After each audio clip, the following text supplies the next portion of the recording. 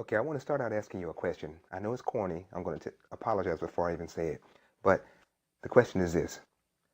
How can you go about eating an elephant? That's right. How can you go about eating an elephant? And the answer, because I'm sure you've heard this little joke before, is you can eat an elephant if you do so one bite at a time. Ugh, somebody say, ugh, eat an elephant. The principle is this, that to look at the task of eating an elephant straight on can be a daunting look. But if you think about it and just think, all I got to do is eat one bite after another, then you will be able to eventually, I said eventually, have eaten the entire elephant. Okay? Theoretically. All right. So now I've got another question for you that I think will hit more home with you. How can you come to actually experience in real life that idea or that dream that you have been carrying around on the inside of you? How can you actually take it out of just being some idea that seems way off in the distance to actually becoming a reality? That's what we're going to talk about. So I want you to stay tuned with me. I'll be right back. Yes, so we're back, and let's go ahead and talk about that. Because, I mean, I know you have something, maybe an idea or something that's been rolling around on the inside of you, but you haven't done anything with it. Okay? I want to help you today to get over that hump. And answering the question today, if you're just joining us, answering the question as to how can I actually come to live in the dream that I've been holding inside, or it might be an idea. Well, let's go back up a little bit and let's talk about what stops us a lot of times from actually experiencing it. Most of the time, when we have a dream or we have something out there that's in front of us that just more and more time is passing and it just doesn't seem to be happening for us, many times it's because we've talked ourselves out of it. You know, how many times does the task look overwhelming? It just looks so big. And particularly, I want to say this, that when you're following God, when you're listening to God, when you're praying, He's going to give you some ideas. He's going to give you His ideas, and His ideas are always so much bigger than ours. And so it's natural for you to feel that way. But there is something that you can do that will enable you to not just keep dreaming it month after month after year, but to actually step into it and live from that dream. And I want to share that with you today, okay? Again, my purpose for being here is to bring you words that encourage and thoughts that inspire. You have an idea or you have a dream, but it just seems like more and more time is passing by and you're not ever getting any closer to actually living in that. Well, you can actually live in your dream. And what we already mentioned is that many times we count ourselves out. We look at the bigness of the dream, just like if I were looking at the humongous size of the elephant, and I'm thinking about eating it. What? Can't happen. So a lot of times we do that with our dreams as well. We look at them and they look so big, and we consider ourselves, well, I don't, and we say stuff like, well, I can't possibly do this. I don't have the resources that I need to be able to start this business, or I don't have the contacts that I know to be able to, expand my market like this. We have all these things that we talk ourselves out of it. Well, I want to agree with you. First off, you don't have all of the resources you need to be able to, accomplish the big dream that you see.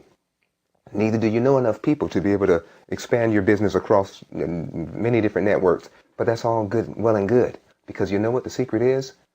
All you need to do, or what you need to do, is something you can do. And that is take the first step. That's right. I know it sounds simple. Take the first step. That's something that you can do. You know, in the Bible, in Mark chapter 5, we see a story, Mark chapter 5, starting around verse 25. There's a lady who had it says, an issue of blood. In other words, her menstrual cycle didn't stop. I mean, it's been 12 years, and she just continually on her menstrual cycle. And it says that she went to all the best doctors and everybody, and they couldn't help her. All of them cost a lot of money. So now she's down to the point that she doesn't have any money at all. And gosh, things look pretty hopeless for her. The Bible says that then she heard of Jesus. She heard about Jesus, that Jesus was going around and he was healing people and everything. So she made up in her mind, she said, if I can just get to him and touch the border of his garment, I'll be made whole. And the amazing thing about it is she made the decision to get started. She couldn't just stay in the house thinking, Boy, if I could just get to him, I'd be made whole. And this is how we do a lot of times. If I could just get to him, I would be made perfectly whole. But then again, you know, the traffic out there and people crazy these days, and already I'm not supposed to be out in public. I mean, something might happen to me. See, we talk ourselves out a lot of times of receiving God's best for us, or in other words, of actually living in the dream that God has placed in our heart. So what happened is that she got up. She didn't stay there. She got up and she did what she could do. What could she do in this situation? Well, she could make the decision to take the first step. So she left her house and she walked into town to where Jesus was and she found him. That's something that she could do. So I'm asking you, consider the dream that you have right now. Consider the idea that's in your heart. And my question to you is this: what can you do? No, you can't do it all. Right, you don't have the resources to live in the dream full 100% right now. That's true. I agree with you. But there is something that you can do. Incidentally, let me hear from you. Let me hear from you. Call in and let me know what's on your mind as we're talking about this very important topic today. Let me know, what's your dream? What has God spoken to your heart to do? I mean, what is the idea that keeps coming up within you? Go ahead and call in. Let me know. Let us know what's going on, and I'll hear your response, and I may feature your response over the air, and we may address the issues that you discuss when you call in. So call in, leave me a comment. Let's talk about this thing, because man, there's greatness on the inside of you, and you don't have to go through your entire life always dreaming, boy, that'd be nice. Woo, one day, what if? No, God inspires dreams into your heart for you to be able to one day walk in the reality of those dreams. I've experienced it over and over again, and I'm encouraging you in the same way. You can't do it all, but you can do something. So my question to you, what is it that you can do? Call in. The phone lines are open. Call in. Let me know. What is it that God's placed in your heart? Or, even more importantly, what is it that you see that you can do? It's important for you to take action. And incidentally, I'm talking about taking action today. There's something you can do today. You know, in my situation, I have for quite some time now, I have desired to be able to share the Word of God, to share practical teaching from God's Word to people. I mean, throughout the nations, throughout the United States, but throughout the nations of the world, because I understand the difference that a word can make in your life. So that's been my desire for a long time, and a number of years back, I had an idea about starting a podcast, you know, but just the very thought, I couldn't even hardly get the words out. Podcast. Just the very thought of starting a podcast, you know, after I looked into it just a little bit, was just overwhelming for me, because I just end up getting confused and frustrated at the process, all the steps you have to go through to be able to set up your own podcast. So I just kind of let that little dream lay aside. It didn't go anywhere, but I didn't do anything towards it. I wasn't getting any closer to it. But the other day, I did what I'm sharing with you today. I took that dream out again, and I took a look at it.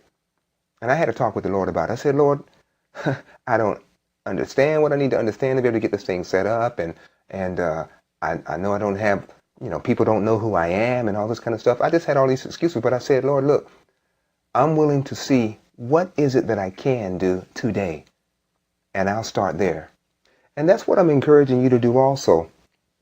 I know your dream is big. I know the thing that God's put in your heart is big. It's bigger than you are. It's bigger than what you can accomplish on your own. That's by design. That's what God wanted.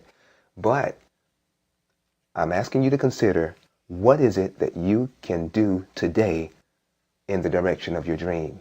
In other words, take that first step in the direction of your dream today, and you will be amazed at what God does as a result. So again, you know, the thought of starting a podcast to me was like, whoa, who, me? But I said, okay, Lord, what can I do? And so I determined that what I can do is I can open up my computer again and I can start researching, you know, different websites that talk about how to start a podcast. I can search to try to find one that's a little simpler and easier to understand than the ones that I found in the past. So that's what I did. That's my step. It's a little step, and I want to encourage you in this. There's something you can do today in the direction of your dream. It doesn't have to be a big step. I don't care how insignificant it might seem. Other people might laugh at you if they said that if they knew that you were calling this a step in the direction of your dreams. But you know, point in the direction of the dream God's given you and take that first, even if it's a baby step, take it. So my step was to get online and find some website that would explain how to start a podcast that didn't seem so complicated. Now, it's an amazing thing what happened. As I did that, it was just the other day, I began researching, and I was going through different people that talking about website, and I come across this one particular person that I've subscribed to on YouTube, and he mentioned something about Anchor FM. I'm like, what's that? I never heard of that before. And he was all hype about it too. So he was talking about Anchor and what you can do, and it's kind of like you kind of get the benefits of doing a podcast. It's not really a podcast, but it's kind of like that. And I started tuning in. I started reading up on that, and I spent the rest of the day looking into Anchor, all about Anchor. What is this Anchor thing that people are talking about, But what happened is that God used that. I took a little step forward, something that I could do. And the Lord opened up to me an understanding and awareness about this whole Anchor FM application. And here I am, I've signed up, and here we are, and I'm talking and I'm encouraging you. And this is just a step, because eventually I will understand how to set up my own podcast, and that'll become a reality. But I don't have to wait till then to be able to be reaching you and others all around you and all around throughout the world with the truth that God has given to me to share. Okay? So that's why, again, I'm telling you, take the first step. Point yourself in the direction of that dream. And no matter how insignificant it may feel or look, you take that step today and watch what God will do. Okay? Now, before I let you go today, so that you can go ahead and determine what your first step is in the direction of your dream and take it, before I do that, I want to mention something to you that a lot of times has held us up, or has kind of hindered us from going forward. My wife and I, we and our family, we served as missionaries. We've lived on the mission field. We've served in Guatemala. We've served in Honduras. We've served in Brazil. We've gone around many places around the world and ministering God's word. And for a period of time, when we were going from church to share our vision, to preach, to raise support, we would often travel from North Carolina all the way to Dallas, Texas, and back again. Okay? So now, when I step out of my house in North Carolina, we're ready to head to Dallas, Texas, sometimes should I get hung up on the fact that I can't see the Reunion Arena, which is a landmark in downtown Dallas, the big building with the globe on top of it that has a restaurant up there, and the globe kind of spins around and turns different colors. If I step out of my house getting ready to begin my journey and I cannot see the Reunion Arena, let me ask you this. Is that a big deal? No, it's not a big deal. And why is it not a big deal? Because the reality is, all I need to see is, when we get in the car and we take off, all I need to see is as far as my headlights show me. Okay? See, because we used to leave late at night because our kids were young at the time. And the best way for us to, how kids get in the car and after you've been gone about 15 minutes, are we there yet? Mom, I gotta pee. I gotta eat. I'm hungry. So to avoid that, we'd leave about 11:30 at nighttime. I mean, we'd make sure to have the kids active all day long, running around the house, just doing everything, so that when we finally are ready to leave for our trip, which we would do nonstop, and our record was 23 hours. I mean, nonstop driving. When I drive till I can't drive anymore, we pull off the side of the road or to a gas station, and then my wife takes over, and the same thing when she gets so tired and exhausted, we'll pull over again and switch up. We did that many times, and so we leave late at night so that the kids would be knocked out and we can get some good driving in before they start asking, are we there yet? Anyway, so what I'm saying in that, all I need to see is as far as my headlights shine. And if I just keep going in the direction of what I can see, guess what? The next day, we end up in Dallas, Texas. So see, that's something that has held us up a lot of times with the dream that you have, with the idea that you have. Many times we look from where we are and we just can't see the final destination. We can't make any sense of how it could ever happen. Look, I don't see anything that looks like what God has shown me from where I am right now. I'm telling you, it does not matter. Please understand that. All you need to do is see what you can see from where you are and be willing to point yourself in that direction and begin the journey. Glory to God, begin the journey. Okay? Okay? All right, we're about out of here. God bless you. I love you. Appreciate you. And I'm looking forward to you living in your dream.